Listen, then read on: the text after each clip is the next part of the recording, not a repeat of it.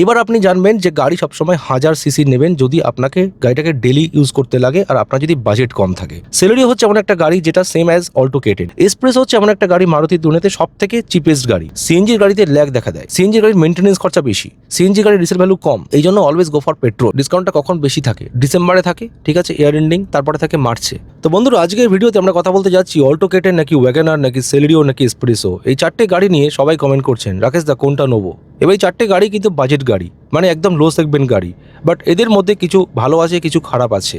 এবার যারা বলছেন না ওয়াগনার নেবো নাকি অল্টো কেটেন নেবো, দেখেন ভালো করে ভিডিওটাকে শুনবেন, আমি কি বলছি, কোনটা ভালো কোনটা খারাপ সব কিছু বলে দেবো, আর কার রিকোয়ারমেন্ট অনুযায়ী কোনটা নেওয়া উচিত সেটাও বলে দিচ্ছি। এবার যদি আপনার বাজেট 5.5 লাখ টাকা থেকে শুরু করে 6.5 লাখ টাকার মধ্যে থাকে, 6.5 লাগবে না, 6,30,000, তাহলে কিন্তু এই সবকটা গাড়ি হয়ে যাচ্ছে। এবার অল্টো কেটেন সবসময় ভালো, ওয়াগনার বহু বছর ধরে সেল হয়ে আসছে, সেলেরিও এখন বিশাল বিক্রি হচ্ছে, তার সাথে এক্সপ্রেসো। এবার আপনি জানবেন যে গাড়ি সবসময় 1000 সিসি নেবেন যদি আপনাকে গাড়িটাকে ডেলি ইউজ করতে লাগে আর আপনার যদি বাজেট কম থাকে। সবসময় কিন্তু গাড়ির দাম হয় ইঞ্জিনের ওপর ডিপেন্ড করে, মানে 1000 সিসি নাকি 1200 নাকি 1500।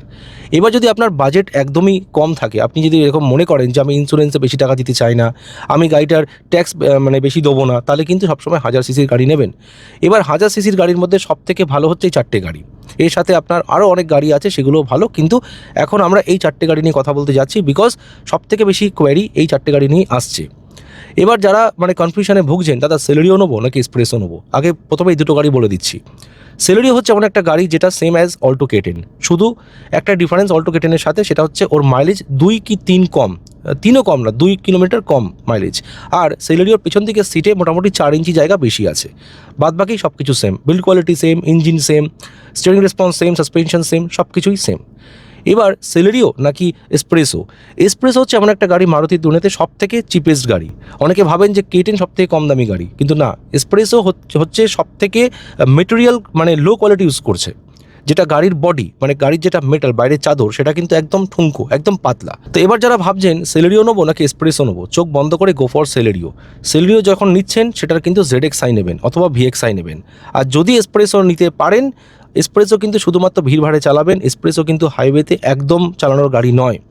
বিকজ এক্সপ্রেসও এমন একটা গাড়ি, নাম্বার 1 সেটার গ্লোবাল এনক্যাপ রেটিংয়ে 0 স্টার পেয়েছে। আমি স্টার ফার বিশ্বাস করি না, কিন্তু তবুও বলছি বিল্ড কোয়ালিটি যাচ্ছে তাই, মানে গাড়ির বডি যেটা দুটো আঙুল না একটা আঙুল দিয়ে দ্যাপ দ্যাপ করে। এর সাথে কিন্তু এক্সপ্রেসোতে বিশাল আকারের বডি রোল আছে, মানে সাপোজ আপনারা কোনো হাইওয়ে দিয়ে যাচ্ছেন, পাশ দিয়ে কোনো ফুল লোডেড ট্রাক যাচ্ছে বা বাস যাচ্ছে, তখন কিন্তু গাড়িটা হালকা এরকম টাল খায়। এই জন্য এক্সপ্রেসও একদম নেবেন না। যদি আপনি ভাবেন যে আপনাকে অফিস যেতে হবে, আপনার কোনো বড় গাড়ি আছে, একটা সেকেন্ড কার নিচ্ছেন, তখন এক্সপ্রেসও নিতে পারেন, অনেকেই নিচ্ছে, কারণ গাড়িটার দাম খুবই কম। এবার এক্সপ্রেসোর কিন্তু দামটা অনেকটা কম, 4.5 লাখ টাকা, 4,80,000, 5,10,000, 5,20,000 এক্সপ্রেসও চলে আসছে। তো এক্সপ্রেসও যদি নিতে হয় আপনাকে, তাহলে কিন্তু ওটার better value for money VXi plus, same as Alto K ten, মানে অল্টো কেটেনের দামে আসছে, সেম নয়। এক্সপ্রেসো আর কেটেনের মধ্যে হেল অ্যান্ড হেভেন ডিফারেন্স আছে। এক্সপ্রেসো শুধুমাত্র পাহাড়ে আস্তে আস্তে গাড়ি চালাবেন, নিতে পারেন, কোনো অসুবিধা নেই, পিক আপ ভালো আছে গাড়িতে, কিন্তু হাইওয়েতে চালানোর জন্য এক্সপ্রেসো নেবেন না, স্ট্রিক্টলি নো। বিকজ গাড়িতে প্রচণ্ড আকারে বডি রোল আছে, তার সাথে গাড়িটা এরকম প্রচণ্ড সরু আর ন্যারো টাইপের গাড়ি। যখনই আপনারা কোনো স্টিফ টার্নিং নেবেন, গাড়িটাতে মনে হয় কনফিডেন্স পুরো জিরো। এই জন্য যদি এক্সপ্রেসো অথবা সেলেরিও ভাবছেন, গো ফর সেলেরিও। আর যদি সেলেরিও নিচ্ছেন, খুব ভালো গাড়ি, সেম অ্যাজ অল্টো কেটেন, ওই বললাম 2-3 কিলোমিটার মাইলেজ কম, বাকি সব কিছু সেম। আর সেলেরিওর মাইলেজটা হচ্ছে ভিড় ভাড়ে ওই 17.5-18 ম্যাক্সিমাম, খুব ভিড়ে 16, আর হাইওয়েতে গিয়ে মোটামুটি 22, 23, 24 এরকম তো দিয়েই দেয়। আর এক্সপ্রেসোর মাইলেজ কিন্তু same as Alto K ten, but ওই যে বললাম গাড়িটা একটু সরু আর লম্বা, তার জন্য হাওয়া কম কাটে, একটু বাধা পায়, ওই জন্য মাইলেজটা একটু কম, ঠিক আছে, বাট মোরাললেস সেম আমরা বলতে পারি। এবার বলি অল্টো কেটেন নাকি ওয়াগনার। এই দুটো গাড়িকে চেক করতে গেলে আপনারা শোরুমে যান, শোরুমে গিয়ে এটা চেক করবেন। অল্টো কেটেনকে পুরো বডিতে সামনে পেছনে ডান দিকে বাদিকে ফেন্ডার, মানে ফেন্ডার কোনটা, ইঞ্জিনের একদম যেটা বনেটের ডান দিকে থাকে সেটা হচ্ছে ফেন্ডার, বা বাদিকে ফেন্ডার, রাইট ফেন্ডার লেফট ফেন্ডারটাকে টিপে টিপে দেখবেন কতটা দাবছে ওটা, মানে দুটো আঙুল ইউজ করবেন, দুটো আঙুল দিয়ে টিপবেন, দেখবেন অল্টো কেটেনের যে বাইরের বডি সেটা দুটো আঙুল দিয়ে মানে টেপা যাচ্ছে না, কিন্তু ওয়াগনার টেপা যাচ্ছে। ওয়াগনারের যেটা বাইরের গাড়ির চাদর খুবই পাতলা, ঠিক আছে, আর অল্টো কেটেনের বডি পাতলা, সেটা শুধু পেছন দিকের ডিকি কিন্তু অনেকটাই পাতলা, বাট সেখানে ওয়াগনারের যেটা ডিকির যেটা কভার সেটা কিন্তু অনেকটাই মোটা। তো ওয়াগনারকে দেখে মনে হয় একটু পোলাপাপা গাড়ি, একটু বড় গাড়ি, ওটা খুব জাবদা বেশি, একদমই নয়। প্লাস ওয়াগনার কিন্তু গ্লোবাল ভ্যারিয়েন্ট না, আমি কিন্তু বারবার বলে আসছি গ্লোবাল ভ্যারিয়েন্ট গাড়ি কি, যে গাড়িগুলো ইন্ডিয়াতে আসছে মানে যেগুলো ইম্পোর্ট হচ্ছে সেগুলো কিন্তু সমস্ত ওয়ার্ল্ডের এক গাড়ি নয়, মানে যে ওয়াগনারটা ইন্ডিয়াতে আসছে সেটা শুধু ইন্ডিয়াতেই আসছে, কিন্তু অল্টো কেটেন হচ্ছে গ্লোবাল ভ্যারিয়েন্ট। কী করে বুঝবো আমরা? দেখবেন অল্টো কেটেনের বাদিকে যেখানে বনেট খোলার জায়গা আছে ডান দিকে, সেই যে স্লটটা সেটা বাদিকেও করা আছে। যখন গাড়িটা ফরেনে যাচ্ছে তখন এই স্টিয়ারিংটা বাদিকেও লাগানোর মানে ব্যবস্থা করে রেখেছে। তার মানে একই গাড়ি যেটা ইন্ডিয়াতে আসছে সেটাই ফরেনে যাচ্ছে। আর যখনই সেই গাড়িগুলো ফরেনে যায় সেই গাড়িগুলো কিন্তু এক্সপোর্ট হচ্ছে গ্লোবালি। তার মানে সেটার গাড়ির বডি আর মেটেরিয়ালস অনেকটা বেটার থাকে কম্পেয়ার টু ইন্ডিয়ান মডেলস। এই জন্য আপনারা যদি কনফিউশন এখনও রয়েছে ওয়াগনার নাকি Alto K ten, go for Alto K ten, ঠিক আছে? আর যদি ভাবেন অল্টো কেটেন নাকি সেলেরিও, গো ফর সেলেরিও, অথবা কেটেন সেম গাড়ি বাট এসপ্রেসো নয়। যদি আপনারা রেগুলার গাড়ি চালাবেন ভিড় ভাড়ে, একমাত্র তাহলেই কিন্তু আপনারা এসপ্রেসোর সাথে যাবেন। আর ওয়াগনার নো ডাউট খুব ভালো গাড়ি ভাই। আর ওয়াগনার আর অল্টো কেটেনের রিসেল ভ্যালু সেটা হচ্ছে ওয়াগনারের বেশি, কারণ ওয়াগনারটা একটু স্পেস বেশি আছে। এরকম না যে অল্টো কেটেন খুব ছোটো গাড়ি, একদমই নয়। আমি 6 ফুট 2 ইঞ্চি, আমার বউ 5 ফুট 11, আমার বাবা হচ্ছে 6 ফুট 3 কি 4 হবে, হয়তো বিশাল লম্বা, তবুও কিন্তু ওনাদের কোনো রকম বসতে অসুবিধা হয় না। ওনারা কিন্তু ব্রেজাতে বসে এসছে, টাটা সুমোতে বসেছে, সুইফট ডিজায়ার ছিল আমাদের পুরনো, অ্যাম্বাসেডার ছিল, কোনোটাতেই প্রবলেম হয়নি। আর যদি অল্টো কেটেন নেওয়ার প্ল্যানিং করছেন, গো for Alto K ten VXI plus, ভুলেও কিন্তু ভিএক্সআই নেবেন না। বিকজ ভিএক্সআই আর ভিএক্সআই প্লাসের মধ্যে যে দামের ডিফারেন্স সেটা হচ্ছে মোটামুটি 40 থেকে 50 হাজার টাকা। আর যেটা ভিএক্সআই সেখানে আপনি যদি এরকম ভাবছেন যে আমি ভিএক্সআই নিয়ে নিচ্ছি এখন, পরে গিয়ে এটাকে ভিএক্সআই প্লাস করে নেবো, তখন কিন্তু অনেক টাকা বেশি পড়ে যাবে। কারণ যে ডিসপ্লে দিচ্ছে ভিএক্সআই প্লাসে সেটার দাম মোরাললেস 28,000, যেটা স্টিয়ারিং কন্ট্রোল সেটার দাম মোটামুটি 16,000 টাকা। স্পিকার্স মানে টোটাল মিলিয়ে কমসে কম আপনার 60 থেকে 70 হাজার টাকা চলে যাবে ভিএক্সআইকে ভিএক্সআই প্লাস করতে গেলে কোম্পানি থেকে। এই জন্য প্রথমে আপনি কিন্তু ভিএক্সআই প্লাস নেবেন, ভিএক্সআই নেবেন না, ঠিক আছে? বোঝা গেল? আর যদি ভাড়া টাড়া খাটাতে চান তাহলে অল্টো কেটেনের সিএনজি নেবেন, সব থেকে বেশি মাইলেজ, 33-এ মাইলেজ দিচ্ছে ভাই, আর কি চাই? আর অল্টো কেটেনের সাথে যদি কম্পেয়ার করি ওয়াগনারের যেটা সিএনজির মাইলেজ একটু কম। আর ওয়াগনার নিলে পারে ওয়াগনারের 1 লিটার নেবেন, WagonR 1 litre VXI manual petrol, ওটা প্রাইভেটের জন্য। আর কমার্শিয়ালের জন্য আপনারা কিন্তু সিএনজি নেবেন। আমি কিন্তু বারবার বলে আসছি, আপনারা কোনো রকম সিএনজি গাড়ি 7 লাখ টাকার নিচে নেবেন না, কি 7.5 লাখ টাকার নিচে নেবেন না, কারণ সিএনজির গাড়িতে ল্যাগ দেখা দেয়, সিএনজি গাড়ির মেনটেন্যান্স খরচা বেশি, সিএনজি গাড়ির রিসেল ভ্যালু কম। এই জন্য always go for petrol. Petrol গাড়ি মোটামুটি 10 বছর চলে যাবে, কোনো প্রবলেম দেবে না, বাট সিএনজির গাড়ি কিন্তু হামেশাই প্রবলেম করে। আপনারা চেক করে দেখবেন যে সমস্ত ড্রাইভিং স্কুলগুলো আছে সেখানে অনেক বছরের পুরনো সিএনজি গাড়ি আছে, অথবা 2-3 বছর পুরনো সিএনজি গাড়ি আছে। যখন ওটাকে আপনি চালাচ্ছেন না, যেটা অ্যাক্সেলেটার প্যাডেল আছে ওটাকে এরকম দাবাতে হয় জোরে জোরে, ওটা কানেকশন পাচ্ছে না। মানে গ্যাসকি ট্রেনে যখন কার্বন জমে যায় গ্যাস যেতে যেতে, ওখানে একটা প্রবলেম হয়। ওই জন্য মেনটেন্যান্স যদি একটা দুটো মিস হয়ে যায় তাহলে কিন্তু গাড়িতে অনেক রকম প্রবলেম আসে সিএনজি গাড়িতে, পেট্রোলে হয় না। পেট্রোলের গাড়ি অনেকক্ষণ বেশি চলতে পারে at a stress, but CNG গাড়ি পারে না। সিএনজি গাড়ি গরম বেশি হয়। এবার যখন আপনি কোনো গাড়ি নিচ্ছেন সে গাড়িটা কতটা গরম হচ্ছে সেটা একটা বিশাল বড় ফ্যাক্টর। পেট্রোলের গাড়ি অ্যাট এ স্ট্রেস মোটামুটি মোরাললেস 300 কিলোমিটার 200 কিলোমিটার তো চলেই যায়, কোনো অসুবিধা হয় না। বাট সিএনজি গাড়ি মোটামুটি 150-170-তে কিন্তু গাড়ি অনেক বেশি গরম হয়ে যায়।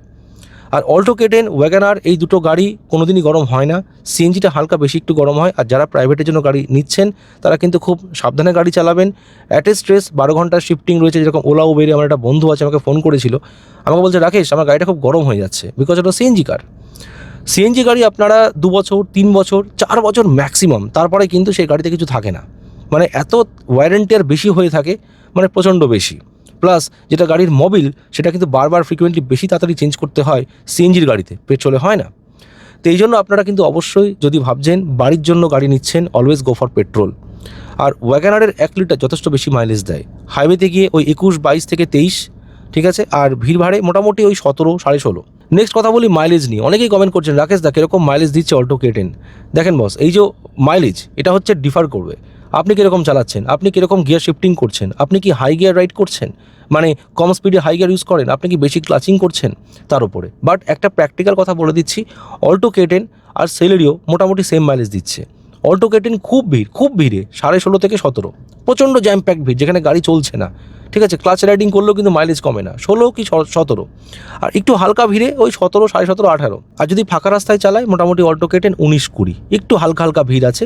আর যদি হাইওয়েতে অনেক দূর যায় তাহলে 24-25। এটা পেট্রোল বলছি, সিএনজি নয়। আর সিএনজিতে অল্টো কেটেনের মাইলেজ 33। তো যারা ভাবছেন ওলা উবেরে বিজনেস করার জন্য গাড়ি খুঁজছেন, চোখ বন্ধ করে অল্টো কেটেন অথবা ওয়াগনার নিয়ে নিতে পারেন, কোনো অসুবিধা নেই। ঠিক আছে, বোঝা গেল।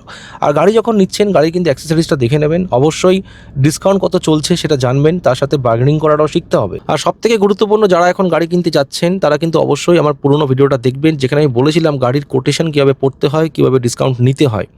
যদি আপনারা ঠিকঠাক বার্গেনিং করতে না পারেন, অথবা যদি আপনাদের কোনো আইডিয়া নেই কীভাবে কোটেশনটা হয়, তাহলে কিন্তু আপনারা মোটামুটি 80 থেকে 90,000 টাকা লস করবেন। বিকজ প্রত্যেকটা ডিলার, সে বড় হোক কি ছোটো, তারা কিন্তু বিশাল প্রফিট রাখে পার গাড়ির পেছনে।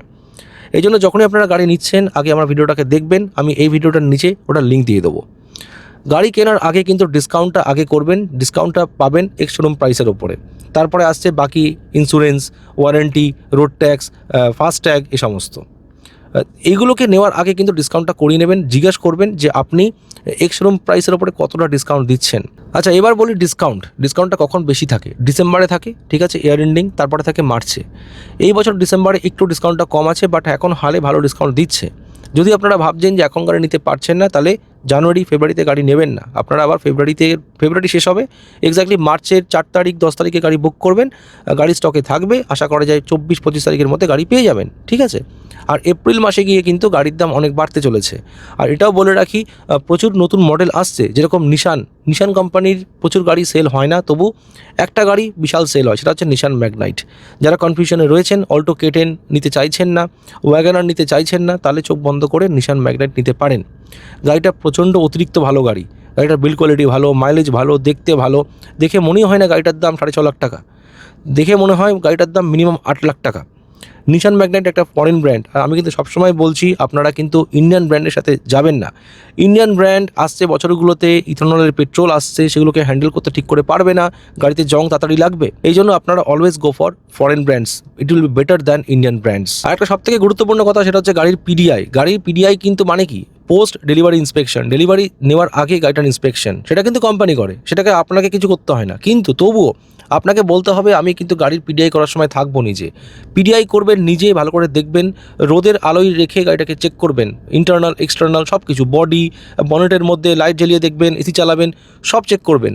আর স্টেইনটাকে ঘুরিয়ে দেখবেন কোনো ক্যাট সাউন্ড হচ্ছে কিনা। আমার একটা ভিডিও আছে এর উপরে, ওটাকে অবশ্যই দেখবেন, আমি লিঙ্ক দিয়ে দেবো। পিডিআইটা করবেন, আর এটাকে চেক করবেন, যেটা গাড়ির যেটা চেসিস নাম্বার রয়েছে সেটা দেখে গাড়িটা কোন মাসে ম্যানুফ্যাকচার হয়েছে গেল। আর যখন গাড়িটা দেবে আপনাকে, মানে ডেলিভারি হওয়ার সময়, সেই দিন কি অন্য দিনে যখন ডেলিভারি হচ্ছে গাড়িটা, তখন চেক করবেন যে গাড়িটা আপনি দেখেছিলেন পিডিআইতে সেই চেসিস নাম্বারে গাড়িটা পাচ্ছেন তো। এরপরে যখন গাড়িটাকে আপনাকে ডেলিভারি দেওয়া হবে, ডেলিভারি চালান সই করতে হয়, যে গাড়িটা আপনি নিচ্ছেন সেই চালানের সই করার আগে চেক করবেন যে গাড়িটাকে আপনাকে দেখানো হয়েছিল সেই গাড়িটা আপনি পাচ্ছেন তো।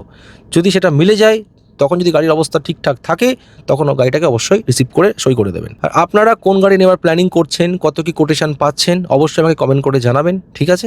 দেখা হচ্ছে পরের ভিডিওতে, টিল দেন টেক কেয়ার, আর অবশ্যই সাবস্ক্রাইব করে যাবেন। Bye bye guys, take care.